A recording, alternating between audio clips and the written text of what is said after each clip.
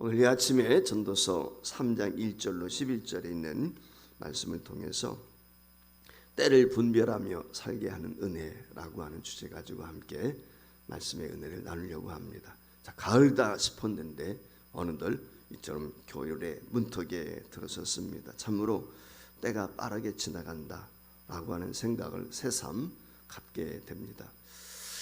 그런 얘기가 있습니다. 인간을 가리켜서 한마디로 때의 예술이다, 그런 이야기가 있어요. 혹시 들어보셨는지 모르겠는데 이 말의 의미는 뭐냐면 그만큼 사람에게 있어서 때가 중요하다라고 하는 걸 우리에게 말씀해주고 있는 것이죠. 어린아이 때에는 사실 아이답게 행동에 하는 것이 사람 보기에도 아름답죠.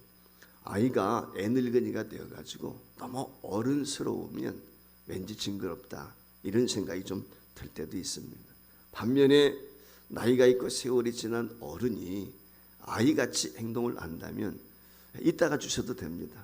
집사님, 아이같이 행동을 한다면 또 이 성숙하지 못한 그런 모습이 아닐까, 이런 생각을 갖게 되어서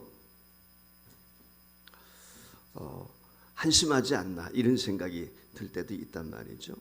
이 전도서는 오늘 지혜의 왕인 솔로몬이 그의 인생 말년에 기록했다는 거 우리가 잘 알고 있습니다. 이 전도서를 통해서 그 당시 당대의 젊은이들에게, 그리고 오고 가는 젊은 세대들에게 어떻게 사는 것이 지혜인가 라고 하는 것을 우리에게 교훈하기 위해서 쓴 책이 바로 이 전도서라고 하는 지혜서인 것입니다.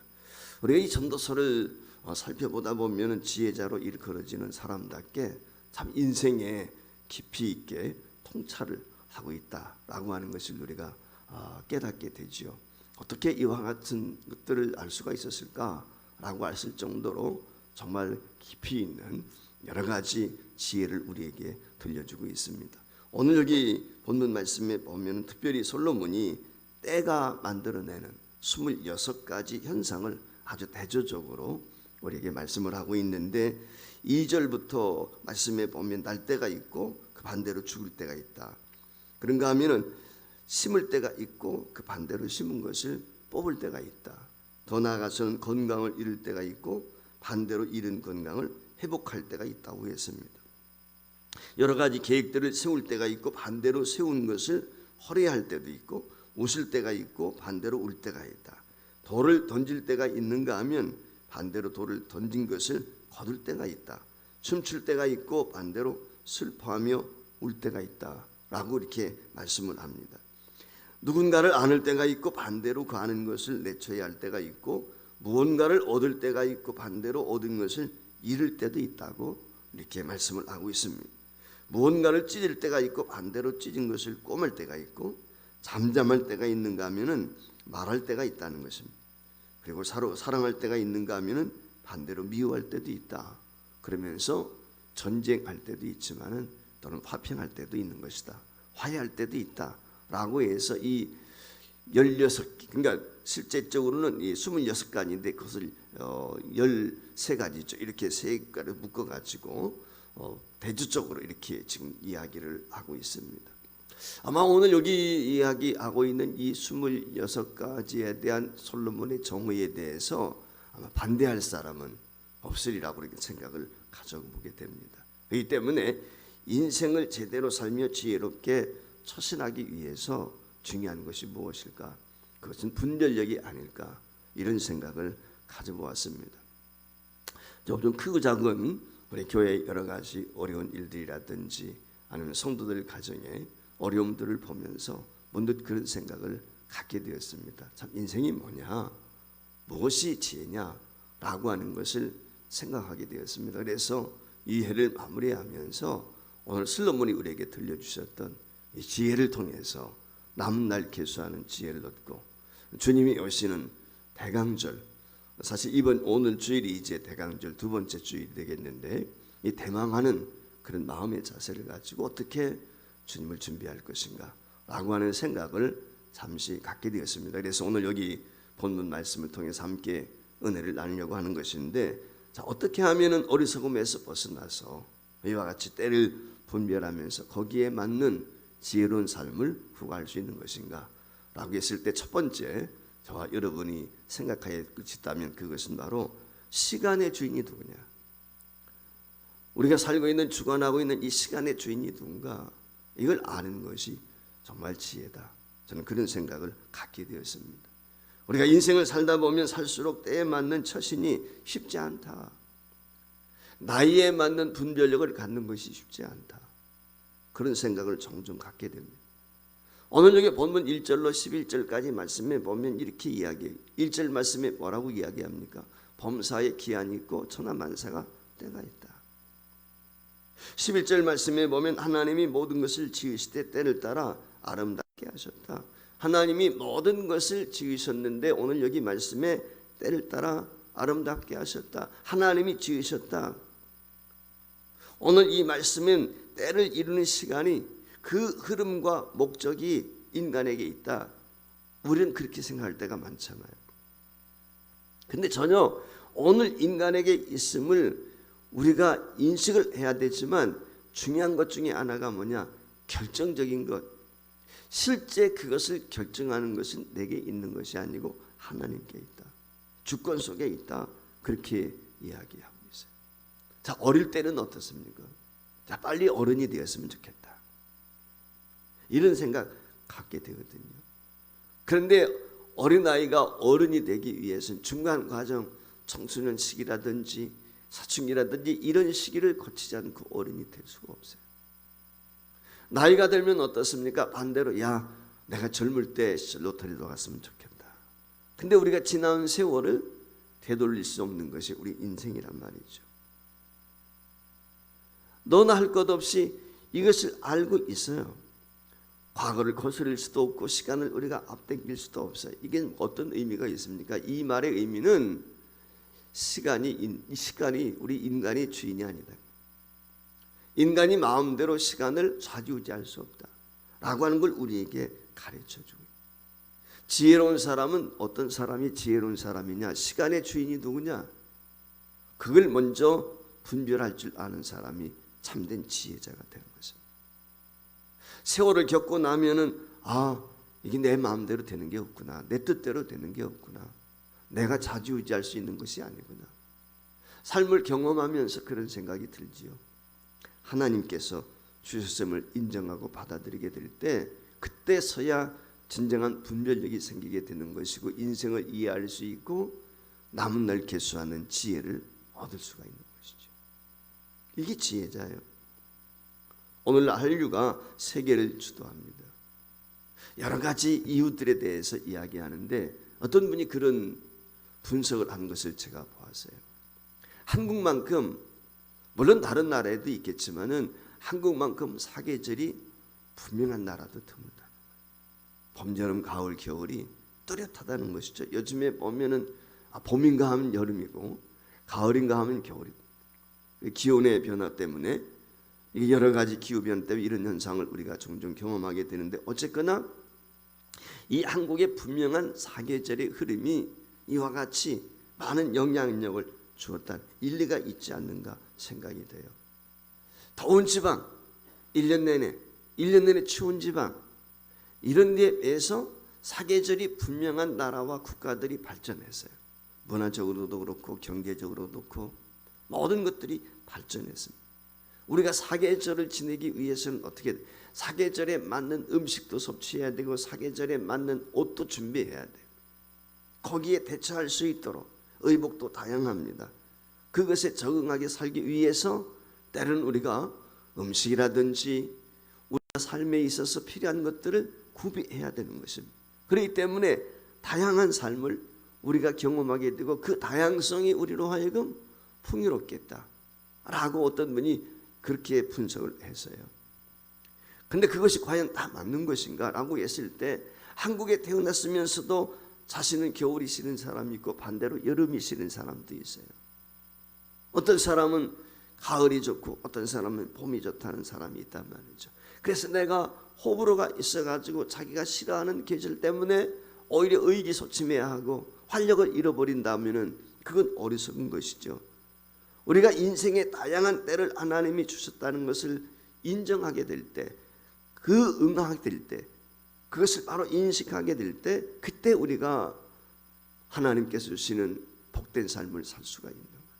그렇기 때문에 먼저 우리는 하나님이 내게 시간을 주셨고 때를 주셨고 그 모든 것들을 하나님이 주관하신 하나님의 은혜가 아니면 내가 살 수가 없다.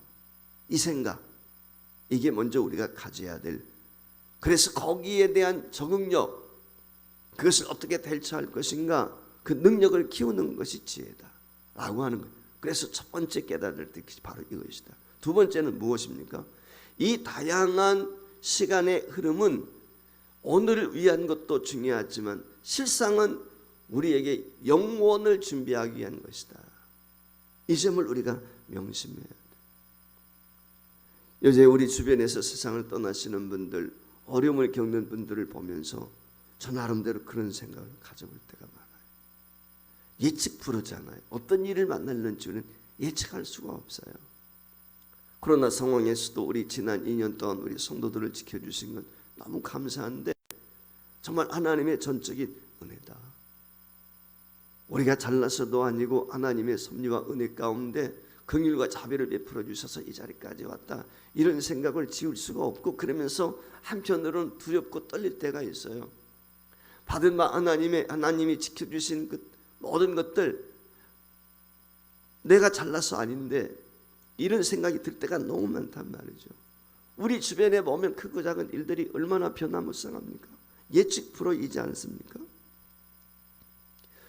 때가 다양한 변화한다는 것은 인간이 한때를 머물 수가 없고 그것을 소유할 수 없다라고 하는 걸 우리에게 가르쳐주고 있는 거예요. 그런데도 그 한때가 잘 나가던 때 그때만 연연해가지고 그때만 붙들고 사는 사람이 있어요. 왕년에 옛날 얘기하는 분들 종종 본단 말이죠.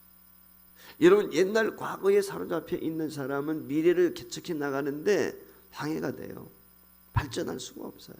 우리 쪽에는 요즘에 아이들 앞에 이렇게 이야기하면 꼰대라고 이야기 들어요. 그렇죠? 얘기할 수가 없어요. 본문 오늘 9절 8절 말씀에 보면 일하는 자가 그의 수고로 말미암아 무슨 이익이 있으랴.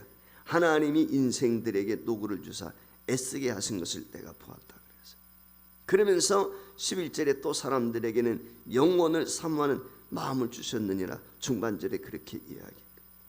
하나님께서 때마다 새로운 수고를 하게 하셨다는 이 말은 어제의 결과로 오늘을 살 수 없다는 것입니다. 그런데도 많은 사람들은 그렇게 하지 않습니까? 그러니 답답하고 좌절하고 실패한다는 것입니다. 여러분, 우리가 배고팠던 시절이 있었습니다. 어려운 시절 있었습니다. 우리가 부모님의 넉넉한 지원을 받지 못해서 마음대로 공부도 하지 못했고 마음대로 누리지 못한 때가 있었어요. 그래서 이를 악물고 악착같이 우리 부모님들이 어떻게 했습니까? 내 자식만큼은 배올리지 않겠다. 그래가지고 애쓰고 노력을 해가지고 사실 어떻게 보면 대한민국에 오늘날 이만큼 살게 되었고, 그러다 보니까 이 부모님들 마음이 어때요? 물론 배움에 대한 열심이 대한민국 사람들이 많기 때문인지는 모르겠지만 자식을 위해서 올인하지 않습니까?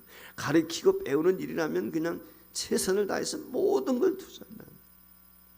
그러면서 공부하지 않는 아이들 올 때 그런 생각 갖지 않습니까? 야, 너희들이 뭐가 부족해서 그래? 공부 열심히 했으면 좋겠는데 지금 같은 환경이라면 우리 때는, 내 때는 공부하고 싶어도 할 수가 없었어. 먹고 싶어도 먹을 수가 없었고 누리고 싶어도 누릴 수가 없었어. 뭐 이런 얘기 좀 게을르거나 아이들이 열심히 내지 않고 그러면 그 얘기 하거든요. 그런데요, 그게 맞는 때도 있고 그렇지 않은 때도 있어요.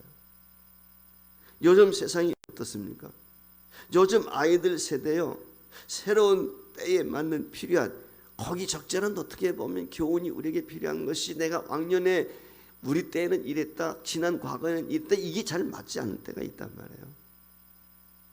아이들은 이해하지 못해요. 그런 얘기가 있지 않습니까? 밥이 없어 못 먹었다 그러니까 왜 밥이 없어 못 먹냐, 라면 먹으면 되지, 그런 얘기가 있지 않습니까? 그만큼 아이들이 배고픔에 대한 것을 잘 모르는 거예요. 어떻게 보면 우리 아이들을 이해하는 부모들도 마찬가지가 아닌가 이런 생각이 돼요. 요즘에 우리 보면은 TV가 뭐 그냥 영화관에서 보는 것처럼 그런 TV들을 가정에 설치해 놓고 있는 분들도 있고, 뭐 여러 가지 TV 종류도 많지 않습니까? 그 기술이 얼마나 발달했습니까? 아마 과거에 비해서 100배, 1000배 아마 발달했다고 생각이 돼요. 여러분, 그렇다고 해서 아날로그 흑백 TV 100대 갖다 놓는다고 해서 칼라 TV 한 대 그게 기능을 할 수가 있겠습니까? 그건 어리석은 거죠. 여러분들 디지털 세계는 아날로그 세계 가지고는 해석이 안 되는 거죠. 설명이 잘 안 되는 거예요. 우리가 나이가 들게 되면 어떻게 보면 과거의 아날로그 세대 그 생각을 갖게 된단 말이죠. 요즘의 아이들은 디지털 시대, 아니 요즘에는 메타버스니 뭐 이런 가상 공간 AI 시대를 지금 이야기하고 있단 말이죠. 아마 이 디지털 시대도 어느 순간 사라질는지 모르겠어요. 언제 어떤 변화가 올는지 아무도 예측할 수가 없어요. 어쩌다가 한 번씩 이후에 보면은 우리 조정혜 권사님 따님이 설치해 놓은 무인 자판기가 있거든요. 근데 종종 한 50, 60대 되시는 분들이 커피 한 잔 빼먹기 위해서 들어왔다가 한참 헤매는 걸 볼 때가 있어요. 잘 모른단 말이에요. 무인 자판기 앞에 가가지고 물건 하나 세대하는데 제대로 살 수가 없다. 언젠가 보도가 된 적이 있지 않습니까? 어떤 자매가 말이죠, 나이 드신 분이 뭔가 하나를 하려고 했는데 그 앞에서 30분 동안 하다가 그걸 못해가지고 가정에 들어가서 울면서 딸한테 전화했다는 거예요. 세상이 그렇단 말이에요. 요즘에 은행 업무 어떻게 합니까? 이제는 은행 가지 않고 전부 다 핸드폰으로 하지요. 인터넷으로 하지요. 그게 적응하지 않으면 우리가 살 수 없는 그런 시대를 맞이해요. 시간이 흘러가는 거예요. 언제 어떻게 변화될는지 아무도 알 수가 없어요. 우리 인생도 마찬가지. 이 땅에서 화려한 삶을 살다가 나이가 들고 아날로그 시대가 지나가는 것처럼 저와 여러분의 인생도 어느 순간 지나가는 것입니다. 이것을 깨닫고 그것을 분별할 수 있고 그것을 알며 사는 사람이 지혜로운 사람. 이 시대를 보내고 새로이 맞이할 영원한 하나님의 나라를 준비하는 것, 이것이 진정한 지혜자다. 하나님께서 이처럼 새로운 인생의 때를 주시면서 과거를 버리게 하시는 것은 다른 데 있는 것이 아니라 이 땅의 것은 유한한 것이다. 끝이 있다. 하나님의 나라만 영원한 것이다. 그걸 우리에게 각인시키기 위한 것입니다. 준비케 하기 위한 것입니다. 사람들은 다양한 시대를 겪으면서 인간은 결코 이 땅에 영원히 머물 수 없다. 그런 존재인 것을 서서히 알아가는 것이죠. 그걸 알아가는 것이 저는 지혜라고 생각해요. 이런 깨달음과 분별력을 통해서 하나님께서는 사람들이 영혼을 준비하도록 이끌고 계시다 라고 하는 것, 주님 오시는 이 계절에 우리가 기억해야 될 줄 믿습니다. 세 번째, 날마다 하나님을 경외하면서 은혜를 구하는 것, 그것이 참된 지혜자다 라고 하는 것입니다. 과거부터 지금까지 인간의 한결같은 바람과 착각이 있다면 내가 애쓰고 노력하게 되면 생명과 우주의 비밀을 캐낼 수가 있고, 요즘에 그런 얘기도 있지 않습니까? 영원히 살 수 있다고 생각을 해가지고 냉동인간 죽으면 말이죠, 냉동시켜가지고 말이죠, 보관을 한다잖아요. 그래서 나중에 살릴, 글쎄 그게 가능할까요? 아무리 과학이 발달한다고 하나님이 그렇게 만드시지 않았단 말이에요. 죽는 것이 복인 거예요. 그래서 성경에 그렇게 우리에게 말씀하고 주 안에서 죽는 자가 복이 있다. 요한계시록 분명히 우리에게 가르쳐주고 성경의 말씀은 1.1핵도 변함이 없어요. 여러분, 과학자들, 천문학자들 이야기하는 것이 무엇입니까? 우주에 대해서 제대로 알 수 있는 것이 많지 않아요. 지금 우주에 대해서 알고 있는 것들이 과학자들이 하는 얘기가 5 내지 10% 정도 안다고 그래요. 5 내지 10% 정도 그들이 알고 있다고 그랬는데 저는 그렇지 않다고 생각해요. 무슨 과학자들이 5 내지 10% 정도 알까? 여러분, 이 우주 전체가 얼마나 넘습니까? 그걸 우리가 어떻게 알아? 과학자들이 생각하는 것보다 훨씬 더 광대하고 이해할 수 없는 우주란 말. 어느 정도인지 우리가 분간하기 어려운 거거든. 무엇을 근거로 해서 오늘 우주가 생성을 했고 오늘이 10% 정도 우주의 비밀을 우리가 알 수 있다고 그들이 고백하는, 이야기하는지 모르겠지만 저는 그건 억울하고 생각해요. 과학에 대한 이야기들 TV에서 어쩌다 보면 다 가상으로 만들어내는 것 아니겠습니까? 우리 인간의 지혜는 한계가 있다. 오늘 여기 본문 11절 하반절 말씀에 보면 무엇이라고 이야기했습니까? 하나님이 하시는 일의 시종을 사람으로 측량할 수 없겠다는 거예요. 진화론이냐 창론이냐 무슨 사람들이, 당연히 창조는 어떻게 이 우주 만상이 빅뱅 가지고 어떻게 자연적으로 생겨났다, 그게 가능하다고 생각이 되십니까? 그럼 폭발이 일어나 가지고 지구가 생겼으면 오늘날도 폭발이 일어나게 되면 그런 지구가 또 하나 생겼어야 되지 않겠습니까? 유해인원이 사람의 시조가 원숭이였다. 그러면 원숭이가 진화되어지는 과정 속에 우리 대한민국의 역사만도 5천년인데 5천년 역사 가운데 더 진화된 사람, 덜 진화된 사람, 원숭이 100%가 있으면 99% 원숭이가 있어야 되고 95% 원숭이, 90% 원숭이 모습이 있어야 될 거 아니겠어요? 당연히 점진적인 진화가 있었다면. 그런데 5천년 전이나 지금이나 달라진 게 없어요. 그렇지 않습니까? 이게 얼마나 허구고 얼마나 어리석어. 근데 거기에 사람들이 사로잡혀서 이게 무지해서 그런 거예요. 자기 지식에 갇혀 있다면 하나님께서 하시는 일을 사람이 측량할 수 있도록 오늘 성경이 이야기, 아무리 애를 쓰고 노력을 해도 하나님이 우리에게 깨우쳐 주시지 않으면 알 수 없는 비밀이 이 땅에는 너무나 많은 것이지요. 그렇기 때문에 어떻게 때를 분별하며 그 때에 맞게 지혜롭게 살아갈 수 있을까? 때를 분별할 수 있는 지혜 어떻게 얻을 수 있을까? 여기에 신앙의 비밀이 있는 것입니다. 그래서 잠언서 9장 10절 말씀에 보면은 이처럼 잠언 기자가 말합니다. 여호와를 경외하는 것이 지혜의 근본이요 거룩한 신자를 아는 것이 명철입니다. 지혜는 하나님 말씀 속에 있어요. 다른 데 있지 않습니다. 그래서 잠언서 3장 5절 6절 말씀에도 보면 이렇게 이야기합니다. 내 마음을 다하여 여호와를 신뢰하고 내 명철을 의지하지 말라. 너는 범사에 그를 인정하라. 그리하면 내 길을 지도하시리라.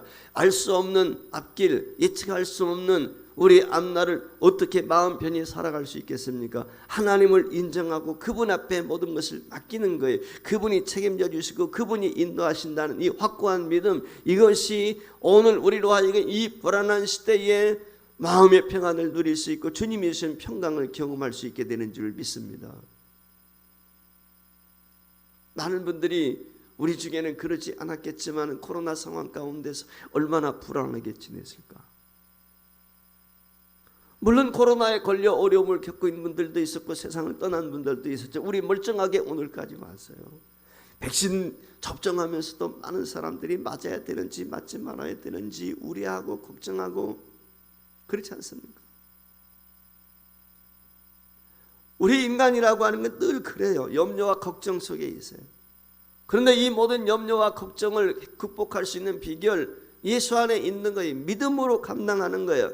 그래서 어떻게 합니까? 우리와 동일한 고난과 고통을 당했지만 우리를 돌아보시고 동정하시는 예수 그리스도, 그분을 찾는 거예요. 그래서 히브리서 4장 16절 말씀에는 우리에게 이렇게 권면하지 않습니까? 그러므로 우리는 긍휼하심을 받고 때를 따라 돕는 은혜를 얻기 위하여 어떻게 하라? 하나님의 보좌 앞에 담대하라. 하나님과 함께 하는 거예요. 저와 여러분의 남은 때를 지혜롭게 살며 빛나는 작품으로 만들기 위해서는 어떻게 해야 될까?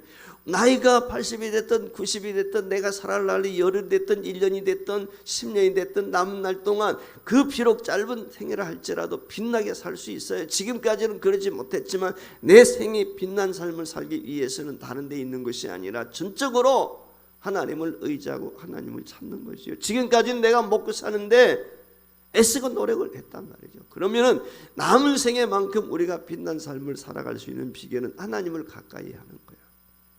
다른 데 있죠. 하나님은 과거를 보시지 않아요. 지금 현재를 보시는 거예요. 과거의 믿음이 자랑거리가 될 수가 없어요. 지금의 믿음이 중요해요. 지금 의지해야 돼요. 여러분, 저와 여러분의 남은 생애가 복된 아름다운 찬란한 영광스러운 삶이 되기 위해서는 지금 때의 주인인 하나님을 바로 아는 거예요.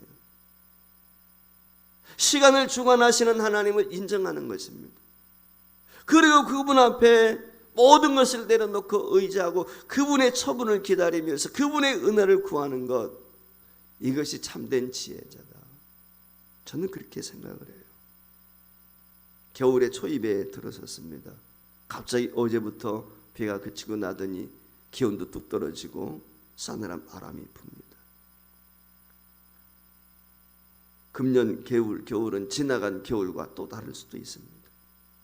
우리가 느끼지 못할 뿐이지 금년 우리는 은하계 주위를 도는 이 태양의 흐름과 함께 작년과는 전혀 다른 우주의 한 곳에 저와 여러분이 와 있는 것입니다. 달리 말하면은 새로운 겨울을 저와 여러분이 맞이하고 있는 것이죠. 지난 겨울과 또 다른 겨울. 우리 인생이 그런 거예요. 사계절이 변하게 될 때 또 봄이 왔는가 겨울이 왔는가 이렇게 생각하는지 모르겠지만 그러나 전혀 다른 겨울인 것이죠. 우리 지나온 삶을 보면 그렇지 않습니까? 이 겨울 초입에 그리고 다가올 계절의 때를 저와 여러분이 복되고 풍성하게 살아갈 수 있는 지혜와 활력을 어디서 얻을 수 있겠습니까? 그것은 오늘 여기 전도서 기자가 우리에게 주시는 말씀처럼 하나님께서 때에 주장하시는 주인이시다 라고 하는 건 먼저 인정하는 거예요. 이것부터 출전하는 거예요. 그리고 이 다양한 시간의 때의 흐름 속에서 저와 여러분이 기대하고 바라봐야 될 것, 그것은 바로 하나님의 나라, 영원한 세상, 그 영원인 것이지요. 그리고 더 나아가서 우리가 오늘 주셨던 말씀들처럼 주님을 의지하고 때를 따라 돕는 은혜를 얻기 위해서 주님을 더욱 사모하고 하나님이 주시는 그 믿음을 가지고 저와 여러분이 남은 때를 분별할 수 있는 통찰력을 갖게 되는 것, 이것이 참된 지혜자고 이 주님이 오시는 이 대강절 두 번째 주일을 앞두고 있는 저와 여러분, 언제 주님이 오실지 알 수 없지만 우리 마음에는 다시 오실 주님, 재림하실 주님에 대한 기대와 그리고 소망을 가지고 살고 있는데, 한 달 남은 이 기간 동안 하나님께서 주시는 지혜로 시간들을 계수하시고 유중의 미를 거두고 복된 2022년을 준비할 수 있는 이 한 달이 될 수 있기를 주의 이름으로 축복합니다.